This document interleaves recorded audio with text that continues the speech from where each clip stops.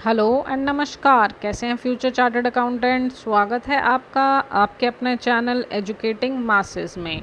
Explained easy with me CA Neha Kajla. जैसे आप लोग जानते हैं कि इस पेंडेमिक सिचुएशन में कोचिंग क्लासेस तो चल नहीं रही हैं और मुझसे बेटर आपको कोई पढ़ा नहीं रहा है, तो जल्दी से सब्सक्राइब कीजिए एजुकेटिंग मासेस, सो दैट आप जल्दी से अच्छे मार्क्स से पास हो जाएं। एंड हम कुछ भी ऐसा नहीं कर रहे हैं कि आपको पैसे देके फुल लेक्चर के लिए, फुल चैप्टर के लिए, सब कुछ भी समझने के लिए आपको पैसे खर्च करने पड़ेंगे और हमारे पेन ड्राइव कोर्सेज ख़रीदने हैं जैसे और चैनल्स कर रहे हैं। ऐसा कुछ भी नहीं है। सब कुछ ऑनलाइन वीडियोस में मैं समझा दूंगी आप लोगों को। All you need to do is subscribe and watch the videos, that's it. सिर्फ सब्सक्राइब करें, अच्छा लगे, मन करे तो लाइक करें, वरना वो भी मत करिए। सिर्फ वीडियो देखिए, सब्सक्राइब कीजिए। सब्सक्राइब करने से आप लोगों का ही बेनिफिट है, ठीक है। और कोई आपको महंगे इंस्टीट्यूट्स में जाने की ज़रूरत नहीं है। सारा पूरा सिलेबस यहीं कंप्लीट करवाएंगे यूट्यूब पर। तो शुरू करते हैं। आज ये टॉपिक ख़त्म हो जाएगा।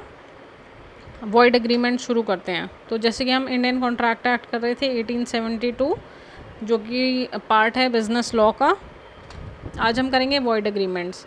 बेसिकली 10 टाइप के वॉइड एग्रीमेंट्स होते हैं, जिसमें से ये 5 हम ऑलरेडी कर चुके हैं, ठीक है।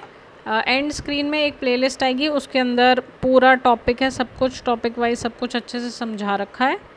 और ये वाले 5 आज हम करेंगे, ठीक है।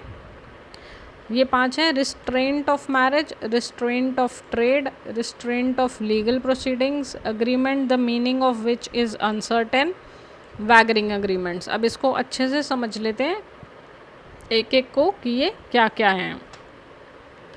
Agreement in restrain of marriage and agreement in restrain of trade. पहले मैरिज वाला देख लेते हैं।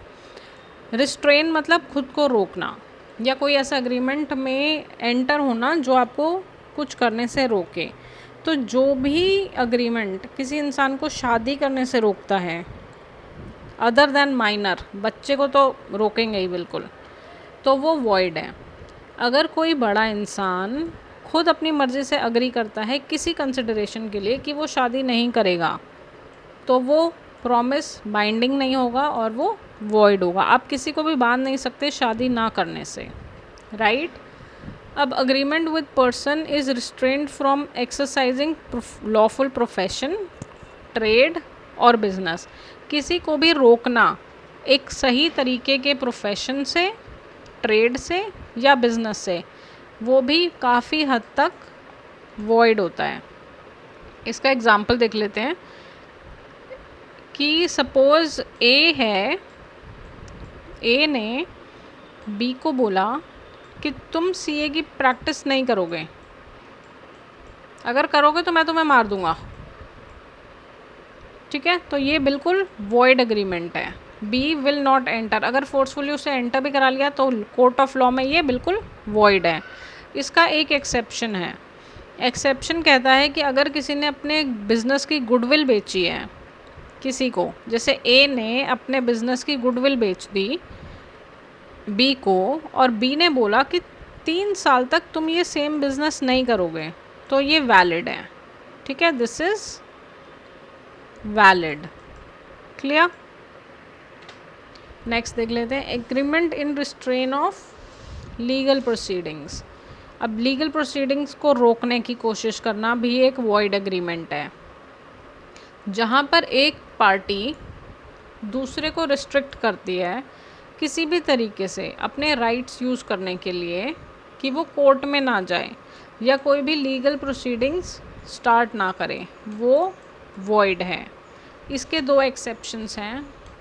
एक है जो भी कॉन्ट्रैक्ट हैं जिनमें पार्टीज एग्री करते हैं कि अगर उनके बीच में कोई भी डिस्प्यूट हो गया किसी भी तरीके का, तो वो आर्बिट्रेशन से सेटल करेंगे और जो अमाउंट मिलेगा वो जो आर्बिट्रेशन से अमाउंट रिकवर होगा वो एक वैलिड कॉन्ट्रैक्ट है, कि आर्बिट्रेशन से सेटल करेंगे और जो भी अमाउंट उसके एवज़ में मिलेगा वो वैलिड कॉन्ट्रैक्ट होगा।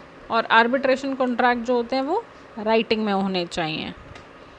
अनसर्टेन इवेंट्स या events whose meanings are uncertain, अब इसको देख लेते हैं कि इवेंट्स जिनका मतलब अनसर्टेन है वो वॉइड है, मतलब कोई भी मतलब निकाल सकते हैं उस चीज़ का, डबल मीनिंग है, ट्रिपल मीनिंग है, क्वाड्रिप्लिकेट मीनिंग है, तो वो वॉइड होते हैं। एंड जिन जिन का और जहाँ जहाँ पे कॉन्ट्रैक्ट्स में एक एक लेवल या एक सेंस ऑफ सिक्योरिटी है उसका मीनिंग डिराइव करने के लिए, तो वो सर्टेन बन जाते हैं।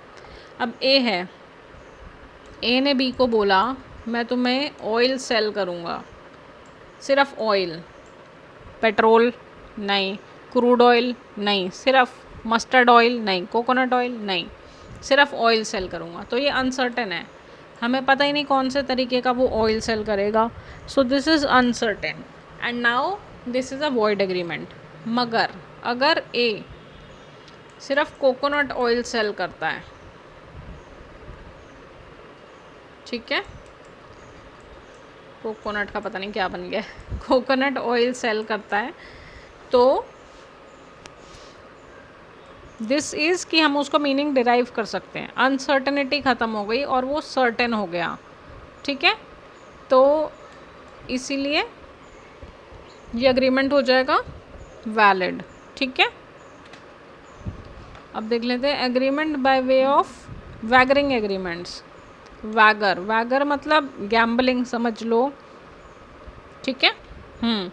अब वैगर अग्रीमेंट्स वो अग्रीमेंट्स होते हैं जिनके अंदर पैसा इन्वॉल्व होता है and determination of uncertain event. किसी अनसर्टेन अनिश्चित इवेंट के होने पर अगर पैसा इन्वॉल्व होता है तो वो वैगरिंग अग्रीमेंट्स होते हैं, ठीक है। द एसेंस ऑफ वैगर, इसका वैगर का एक प्लस पॉइंट या एक असेंशियल एलिमेंट ये होता है कि दोनों पार्टीज़ के पास चांस होता है, each side have the chance कि दोनों में से कोई भी जीत जाए। फॉर एग्ज़ाम्पल ए ने बी को बोला मैं तेरे को $500 दूंगा अगर आज बारिश हुई। बी कहता है ठीक है, लग गई शर्त, अगर बारिश नहीं हुई तो मैं तेरे को $500 दूंगा। So this is a wagering agreement where both A and B have the equal opportunity to win, right. समझ में आ गया। तो ये होते हैं वैगरिंग एग्रीमेंट्स। अब इसके साथ हमारा ये टॉपिक हो गया क्लोज। Thanks for watching. जल्दी से सब्सक्राइब कर लो, जल्दी से, विदाउट डिले, जल्दी से hit the subscribe button, come on.